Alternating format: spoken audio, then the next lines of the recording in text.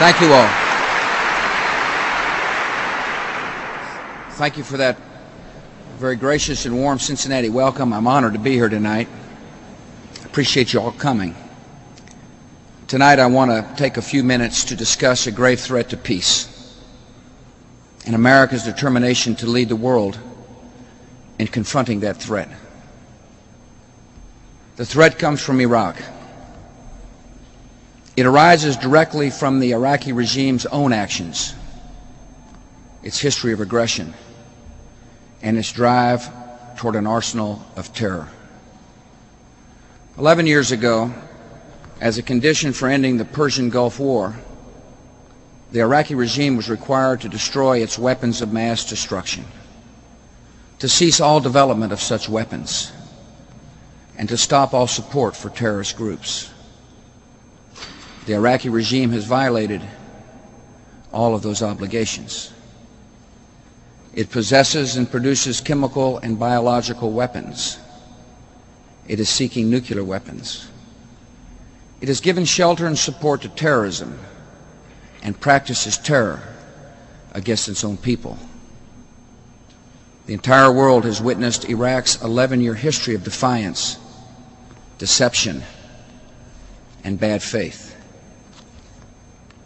We must also never forget the most vivid events of recent history.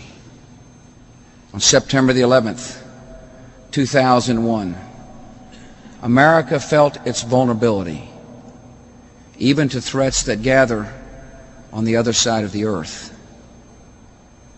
We resolved then, and we are resolved today, to confront every threat from any source that could bring sudden terror and suffering to America. Members of Congress of both political parties and members of the United Nations Security Council agree that Saddam Hussein is a threat to peace and must disarm. We agree that the Iraqi dictator must not be permitted to threaten America and the world with horrible poisons and diseases and gases and atomic weapons. Since we all agree on this goal, the issue is, how best can we achieve it? Many Americans have raised legitimate questions about the nature of the threat, about the urgency of action. Why be concerned now? About the link between Iraq developing weapons of terror and the wider war on terror. These are all issues we've discussed broadly and fully within my administration. And tonight, I want to share those discussions with you. First, some ask why Iraq is different from other countries or regimes that also have terrible weapons. While there are many dangers in the world, the threat from Iraq stands alone because it gathers the most serious dangers of our age in one place.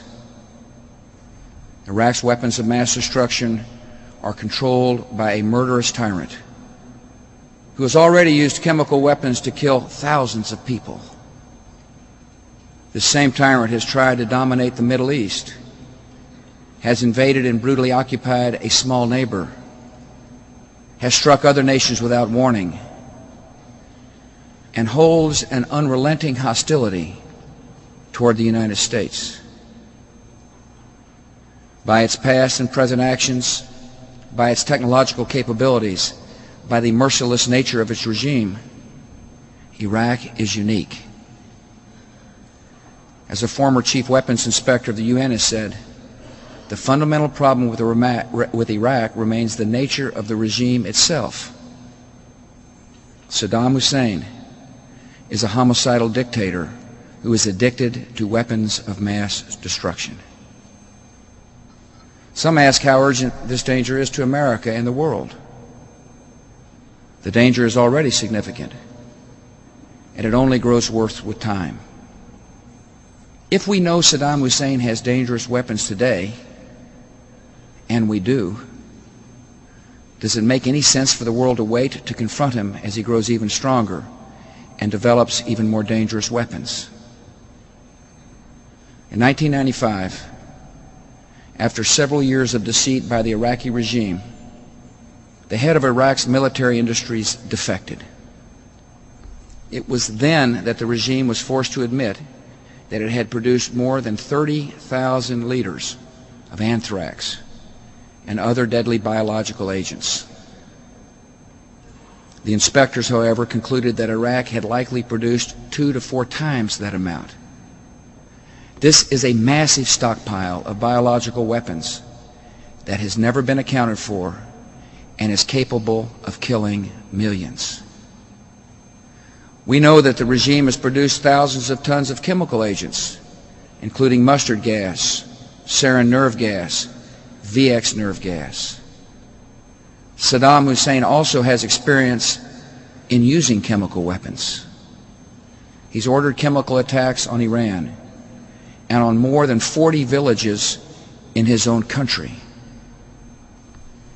These actions killed or injured at least 20,000 people, more than 6 times the number of people who died in the attacks of September the 11th. And surveillance photos reveal that the regime is rebuilding facilities that it had used to produce chemical and biological weapons. Every chemical and biological weapon that Iraq has or makes is a direct violation of the truce that ended the Persian Gulf War in 1991. Yet Saddam Hussein has chosen to build and keep these weapons despite international sanctions, UN demands, and isolation from the civilized world. Iraq possesses ballistic missiles with a likely range of hundreds of miles, far enough to strike Saudi Arabia, Israel, Turkey, and other nations in a region where more than 135,000 American civilians and service members live and work. We've also discovered through intelligence that Iraq has a growing fleet of manned and unmanned aerial vehicles that could be used to disperse chemical or biological weapons across broad areas. We're concerned that Iraq is exploring ways of using these UAVs for missions targeting the United States. And of course, sophisticated delivery systems aren't required for a chemical or biological attack. All that might be required are a small container and one terrorist or Iraqi intelligence operative to deliver it. And that is the source of our urgent concern about Saddam Hussein's links to international terrorist groups. Over the years, Iraq has provided safe haven to terrorists such as Abu Nidal, whose terror organization carried out more than 90 terrorist attacks in 20 countries that killed or injured nearly 900 people, including 12 Americans. Iraq has also provided safe haven to Abu Abbas, who was responsible for seizing the Achille Lauro and killing an American passenger. And we know that Iraq is continuing to finance terror and gives assistance to groups that use terrorism to undermine Middle East peace. We know that Iraq and the Al-Qaeda terrorist network share a common enemy, the United States of America. We know that Iraq and Al-Qaeda have had high-level contacts that go back a decade. Some Al-Qaeda leaders who fled Afghanistan went to Iraq. These include one very senior Al-Qaeda leader who received medical treatment in Baghdad this year and who has been associated with planning for chemical and biological attacks. We've learned that Iraq has trained Al-Qaeda members in bomb making, in poisons, and deadly gases. And we know that after September the 11th, Saddam Hussein's regime gleefully celebrated the terrorist attacks on America.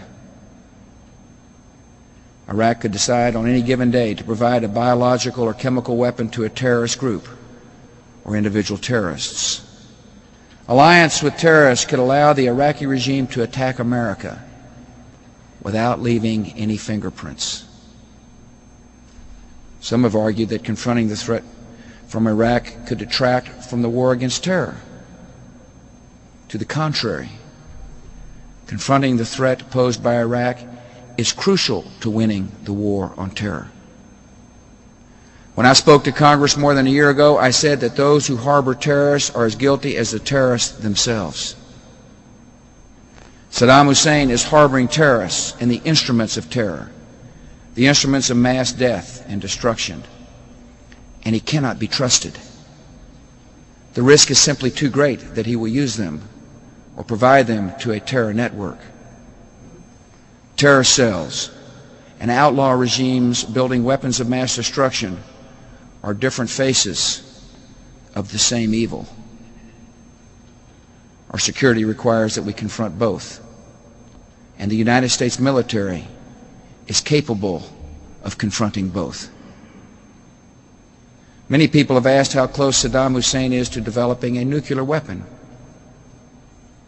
Well, we don't know exactly, and that's the problem.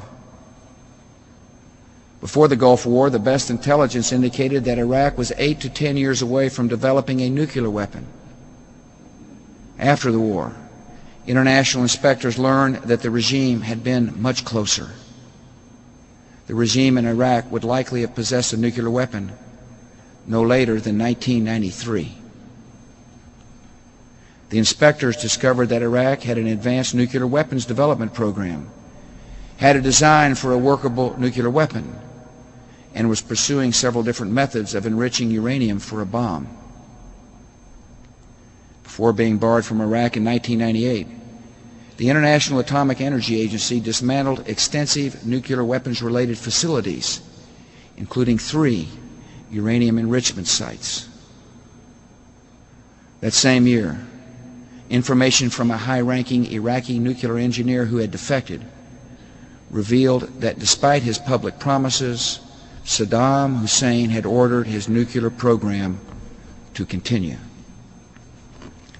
The evidence indicates that Iraq is reconstituting its nuclear weapons program. Saddam Hussein has held numerous meetings with Iraqi nuclear scientists, a group he calls his nuclear mujahideen, his nuclear holy warriors. Satellite photographs reveal that Iraq is rebuilding facilities at sites that have been part of its nuclear program in the past. Iraq has attempted to purchase high-strength aluminum tubes and other equipment needed for gas centrifuges, which are used to enrich uranium for nuclear weapons. If the Iraqi regime is able to produce, buy, or steal an amount of highly enriched uranium a little larger than a single softball, it could have a nuclear weapon in less than a year. And if we allow that to happen, a terrible line would be crossed. Saddam Hussein would be in a position to blackmail anyone who opposes his aggression. He would be in a position to dominate the Middle East. He would be in a position to threaten America. And Saddam Hussein would be in a position to pass nuclear technology to terrorists. Some citizens wonder, after 11 years of living with this problem, why do we need to confront it now? And there's a reason. We have experienced the horror of September the 11th. We have seen that those who hate America are willing to crash airplanes into buildings full of innocent people. Our enemies would be no less willing. In fact, they would be eager to use biological or chemical or a nuclear weapon. Knowing these realities, America must not ignore the threat gathering against us. Facing clear evidence of peril, we cannot wait for the final proof, the smoking gun that could come in the form of a mushroom cloud.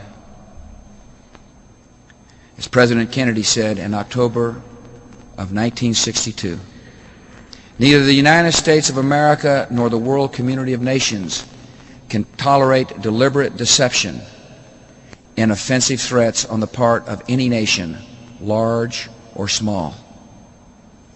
We no longer live in a world, he said, where only the actual firing of weapons represents a sufficient challenge to a nation's security to constitute maximum peril.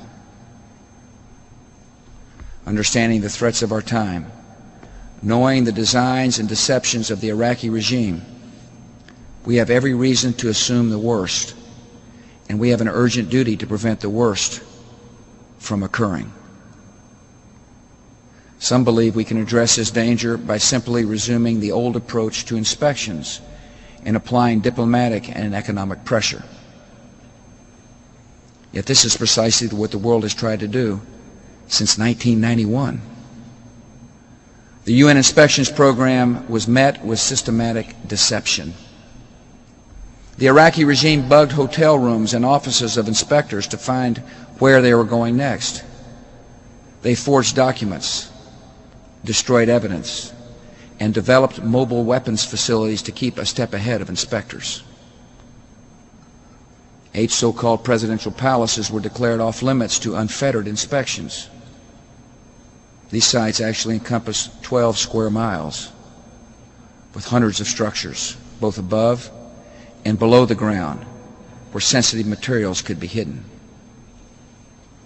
The world has also tried economic sanctions and watched Iraq use billions of dollars in illegal oil revenues to fund more weapons purchases rather than providing for the needs of the Iraqi people.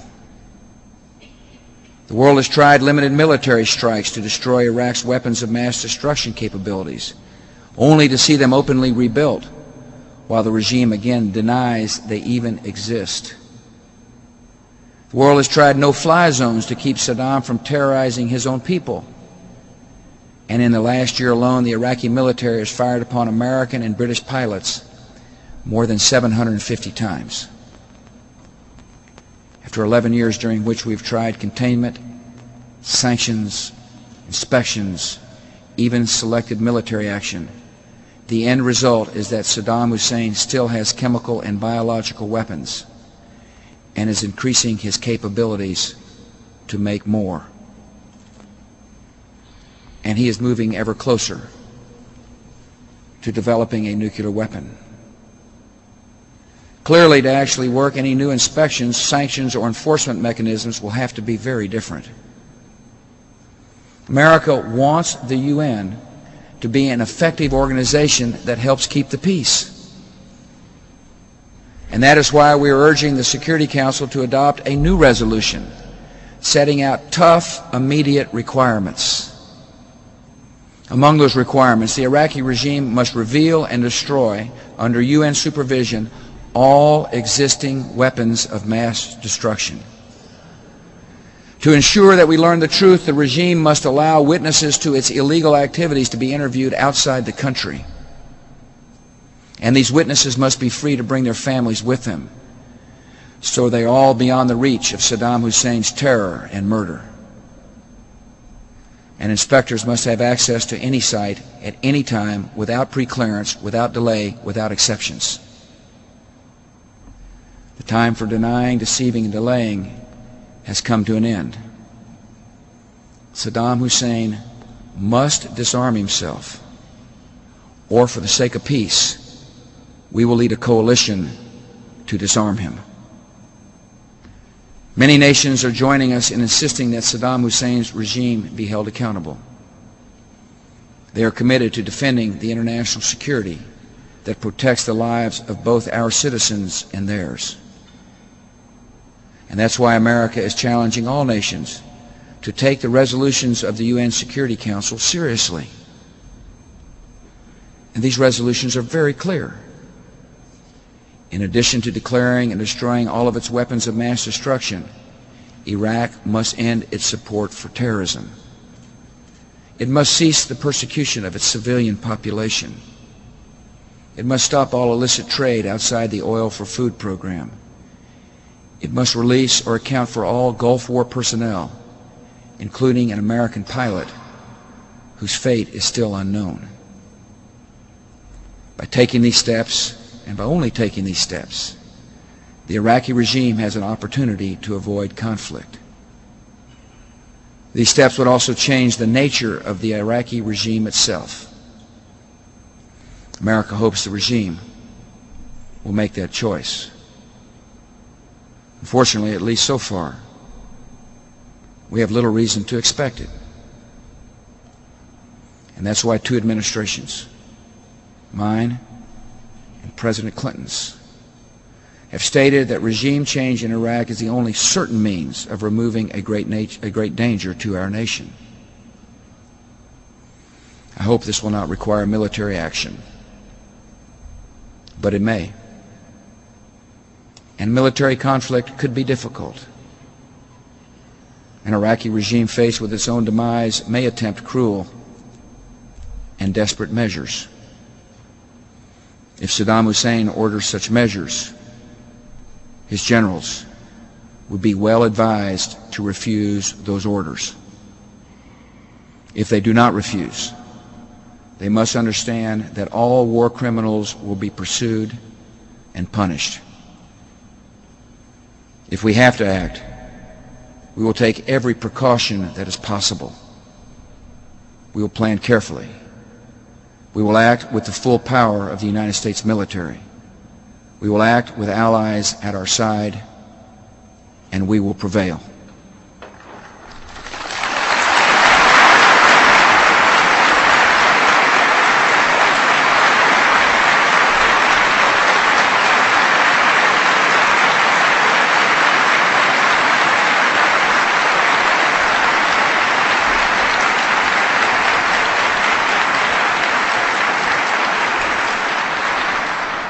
There is no easy or risk-free course of action.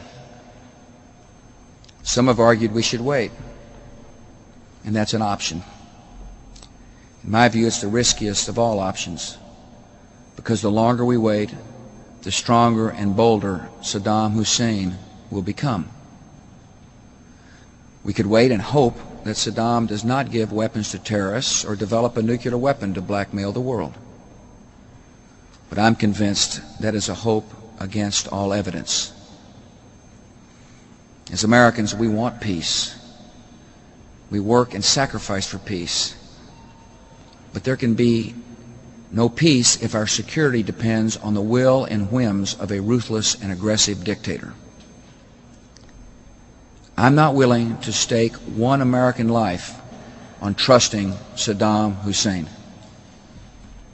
Failure to act would embolden other tyrants, allow terrorists access to new weapons and new resources, and make blackmail a permanent feature of world events. The United Nations would betray the purpose of its founding and prove irrelevant to the problems of our time. And through its inaction, the United States would resign itself to a future of fear. That is not the America I know. That is not the America I serve. We refuse to live in fear.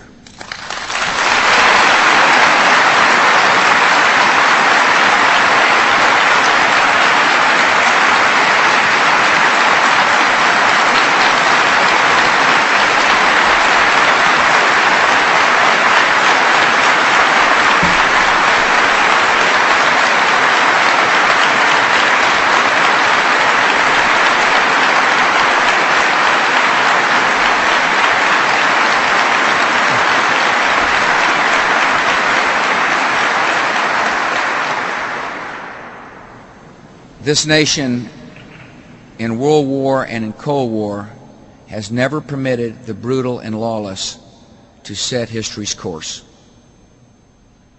Now as before, we will secure our nation, protect our freedom, and help others to find freedom of their own. Some worry that a change of leadership in Iraq could create instability and make the situation worse. The situation could hardly get worse for world security and for the people of Iraq. The lives of Iraqi citizens would improve dramatically if Saddam Hussein were no longer in power, just as the lives of Afghanistan's citizens improved after the Taliban. The dictator of Iraq is a student of Stalin, using murder as a tool of terror and control within his own cabinet, within his own army, and even within his own family. On Saddam Hussein's orders, opponents have been decapitated. Wives and mothers of political opponents have been systematically raped as a method of intimidation.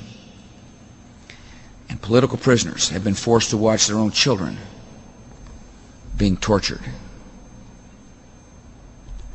America believes that all people are entitled to hope and human rights, to the non-negotiable demands of human dignity. People everywhere prefer freedom to slavery, prosperity to squalor, self-government to the rule of terror and torture. America is a friend to the people of Iraq. Our demands are directed only at the regime that enslaves them and threatens us. When these demands are met, the first and greatest benefit will come to Iraqi men, women, and children. The oppression of Kurds, Assyrians, Turkomans, Shia, Sunnis, and others will be lifted. The long captivity of Iraq will end, and an era of new hope will begin. Iraq is a land rich in culture, resources, and talent. Freed from the weight of oppression, Iraq's people will be able to share in the progress and prosperity of our time. If military action is necessary, the United States and our allies will help the Iraqi people rebuild their economy and create the institutions of liberty in a unified Iraq at peace with its neighbors. Later this week, the United States Congress will vote on this matter. I have asked Congress to authorize the use of America's military, if it proves necessary, to enforce UN Security Council demands. Approving this resolution does not mean that military action is imminent or unavoidable. The resolution will tell the United Nations and all nations that America speaks with one voice and is determined to make the demands of the civilized world mean something.